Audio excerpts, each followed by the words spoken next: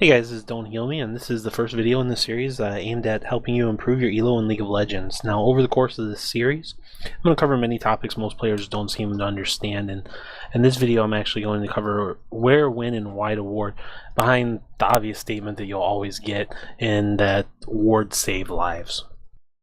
So, we're going to go ahead and start here in the laning phase with being blue side. And as a top laner, your main ward spot is going to be this Tribush, as it's going to give you vision of the enemy jungler whenever they attempt to leave their jungle near you. Now, for this to work, the mid laner is going to have two spots to ward. Most of the time, ask your jungler to cover one, they'll gladly do it, and help save you just, a little bit of gold. First place will be the race, and it's going to provide you vision of their jungler, their route, and give you a little bit better idea of what they're doing. Now, warding race, it will also give you the opportunity for some potential kills, as a lot of times junglers will do the smaller camps at very low health. Now, our second spot is going to be more of a preference for the mid laner. You can either ward this banana bush right here, which will give you vision of the exit, as well as this path right here in front of you, or you can ward a little bit further up here, as it provides vision of the same pass and gives you a little bit more warning. Either one's perfectly acceptable, it's just a preference choice for you. Now, blue side, the bottom lane, you're really just going to want to ward their blue jungle exit while at the same time keeping vision on dragon. A ward right here can easily accomplish both of those for you. Now, if you take a look at the minimap right now, the jungler cannot leave their jungler without you knowing. It's going to really shut down their ganking potential unless you're just not paying attention. Now, two things to be wary of here are to look out for champions who can jump the Baron wall, or that mid or top laner going to gank mid or top, because we don't have vision of the river, only the jungle exits. With that, the only remaining thing you have to worry about here is lane ganks. If you're concerned with that, just ward the lane bush right here, and you're going to be safe. You'll know when the jungler appears. It's going to really open things up for counter jungling, as you're always going to know where the enemy jungler is at, as you'll be able to adjust for your jungler can adjust. He can play more aggressively. In lanes, you guys can adjust. You can play more passively or aggressively. If you know the jungler's on the opposite side of the map, you can get as aggressive as you want. If he's in your area, you want to play more passive. Too often what happens, I see people ward poorly, like in this river bush right here, and most junglers, they've got CC or some type of gap closer, and if you're pushed past this, they're going to really get a successful gank off anyway. They're going to chunk your health, or worse, they're going to force you to burn flash or ghost to get away if they don't outright kill you. So please just stop warding that place. If your mid laner isn't warding, ward a little bit further down the river, or ward for them. It's only another 75 gold. That's on to the purple side, or if you play in colorblind mode, it's going to be red side. As the top laner, you want to ward their jungle exit, which will provide you the river vision as well. Mid lane remains the same, this banana bush or this bush right here, as well as the race or the bush behind red.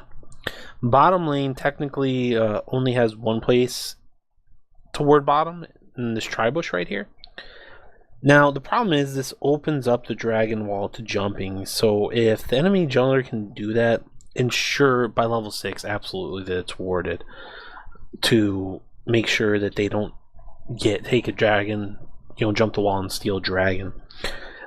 The thing is, though, you want to ward it as a support because it's going to provide vision of your river, so you can see the mid lane gank coming. If your enemy team goes to ward, you can inform your jungler where that ward is in the river so they can get around it as well. But in the most case, it's the same, just inverted. Again, if your team's not on board, do it for them. Top lane, ward the top side of mid. Mid lane, your top isn't warding, ward up there. Again, 75 gold. It will really allow you to adjust your playstyle, knowing right where the jungler is. You're going to be safe as long as you watch that map. Alright, so here now we've covered the laning phase. We're about to get into the mid game. Once we reach mid game, the 4 buffs, Dragon, Baron, those really need to be warded at all times, as they're going to become more of a focal point in the game. Now, as a jungler, ward your own buffs once you reach mid-game. If you're worried about invades, do it before. Warding your buffs is your job as a jungler. It is not the support's job. Nothing drives me crazy like seeing a jungler complaining about their buffs being stolen, or complaining that the support is not warding the jungle for them. You are a jungler. It is your job. Protect your own buffs. Now, really what we want to do in mid to late game is we want to ward the side of the map where the gameplay is happening. So let's start on the purple-red side of the map. It's really the same type of ward placement here, right here in this banana bush, along with the blue buff.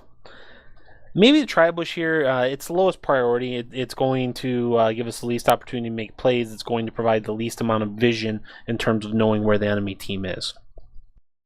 Now, top side of the map, we either want the race warded or this bush right here. Now, be careful of this bush. Very short range on wards. Look at the circle. If I get too close, it's a dangerous ward because it can be the same as face checking this bush. I can't count how many times I've seen 4 people sitting in this bush and just pounce and obliterate someone trying to ward it because you don't know where they're at. My preference, I go with the safe ward right in front of race if I don't know where the enemy team is. Now, we want to get this bush behind red warded to increase Baron control and give us a little bit more vision to see what direction the enemy team is heading. Now, red buff isn't obvious. It's a buff. We got to get it warded. What I left out initially is this area right here, and then the tri-bush going in the top lane. And while they're great to have warded, they're the lower priority ward spots, just as the tri-bush on the bottom side of the map, because there's less plays you can make with these wards. So these are the ones to leave out, but they're still important, as all ward placement is. Now, if you really follow this and you've warded even the lower priority spots and you ward Baron and Dragon, that's only 9 wards. A lot of people think, holy crap, 9 wards, that's so many. It's not. You know, by mid-game as a support, they should have the Ruby Sightstone, which is 3 static wards. Now, that's going to leave 6 other places to ward, and you know, with very little help from the rest of your team as a support, it's very, very easy to accomplish. I mean, you really should be buying a minimum of 3 to 5 wards every time you base anyway as a support, unless you're finishing a big aura item for your team. Now, if the gameplay is happening on the blue side of the map, again, things are the same. They're just inverted. The blue buff, the banana bush, want to ward race, red buff, the tri-bush. Now, this side of the map, what I did is I went with the more minimalist approach. I didn't ward those low priority spots that we talked about previously.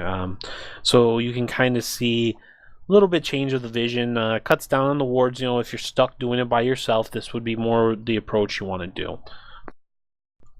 Now, when should you do all this is a question, you know, I know people are going to ask, and the answer is always. Always, always, always. There are no yeah buts in this equation.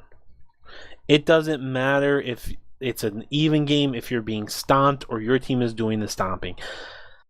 And here's why. Now, if you're the team being stomped, what it's going to do, it's going to provide you the vision to catch those people out of position and start your comeback. And if you're stomping the enemy team, it allows you to really push your advantage. It allows you to control all 4 of the buffs on the map at once. It'll allow you to continue to pick people off. It'll allow you to really shove lanes hard if you're not as 5, because you continue to have that vision. Now, this goes for either way, but especially if you're behind them. You know, you catch that one person out who's trying to steal a buff, or maybe it's 2 people, you know, maybe it's a support and AD carry trying to take a red, and you know, you catch them as a team and you pick them off. Well, now we're looking at a 5v4 or 5v3. If you're down 10 kills, well, you know, you want to look at objectives now. You don't really want to team fight them, but this is really how you can attempt to come back, you with that one or with that two-person advantage, and really start the comeback rolling in your favor. Now, warding like this, it's how you win those games where, you see afterwards, the enemy team, they just end up fighting and arguing over who gets caught the most. When you've played these games and you're winning handily, and all of a sudden you start getting caught, your team starts getting caught, and you're like, how in the world, why does it seem like they know where we are at all the time? They're always catching us. I'm not really that badly positioned. This is why. As a support, this is your way to carry games. If your team's losing, you can provide this type of vision.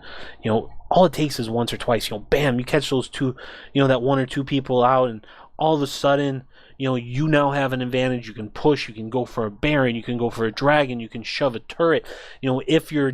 If that person is the enemy team's carry, the person doing the most damage, you can now turn and really press and force a team fight, which would be your best case scenario. And maybe you're down 8 kills and the person you just killed has 7.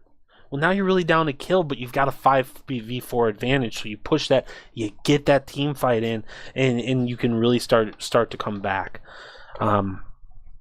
If you're not a support, I said it earlier, award 75 gold. That's 3 CS. It's going to help you die less. It's going to help you win more games, and it's going to secure more kills for you. And this I can 100% guarantee. Now, I hope everyone found this video helpful. And if you have any questions, please ask. Thumbs up and subscribe if you liked it. And if you have any questions in general about League of Legends, something that maybe you don't quite understand, ask away. Maybe it'll be part of the next, my next video. I've got several ideas already in mind for the next ones. I'm going to try and get one out every week to every week and a half at the most. But thanks for watching, and good luck on the fields of justice.